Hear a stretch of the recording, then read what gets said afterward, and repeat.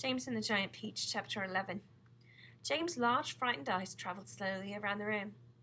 The creatures, some were sitting on chairs, others reclining on a sofa, were all watching him intently. Creatures? Or were they insects? An insect is usually something rather small, is it not? A grasshopper, for example, is an insect. So what would you call it if you saw a grasshopper as large as a dog? As large as a large dog. You could hardly call that an insect, could you? There was an old green grasshopper as large as a large dog, sitting on a stool directly across the room from James now. And next to the old green grasshopper, there was an enormous spider. And next to the spider, there was a giant ladybug with 9 black spots on her scarlet shell. Each of these 3 was squatting upon a magnificent chair.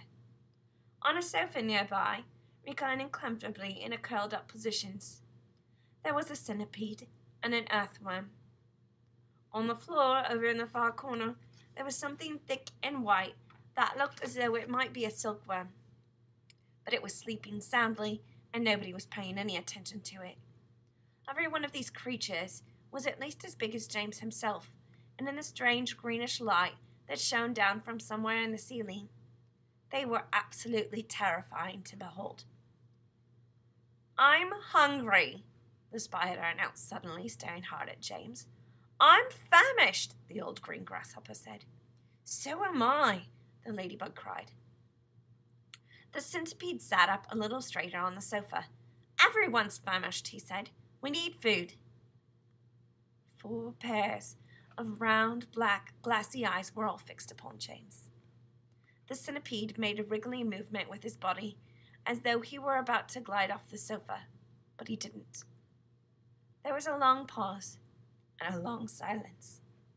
The spider, who happened to be a female spider, opened her mouth and ran a long black tongue delicately over her lips. "Aren't you hungry?" she asked suddenly, leaning forward and addressing herself to James. Poor James was backed up against the far wall, shivering with fright and much too terrified to answer. "What's the matter with you?" the old green grasshopper asked. "You look positively ill." "He looks as though he's going to faint any second," the centipede said. "Oh my goodness, the poor thing," the ladybug cried. "I do believe he thinks it's him we are wanting to eat." There was a roar of laughter from all sides. "Oh dear," they said. "What an awful thought." "You mustn't be frightened," the ladybug said kindly. "We wouldn't dream of hurting you. You're one of us now, didn't you know that? You're one of the crew. We're all in the same boat." "We've been waiting for you all day long," the old green grasshopper said. "We thought you were never going to turn up. I'm so glad you made it." "So cheer up, my boy, cheer up," the centipede said. "And meanwhile, I wish you'd come over here and give me a hand with these boots.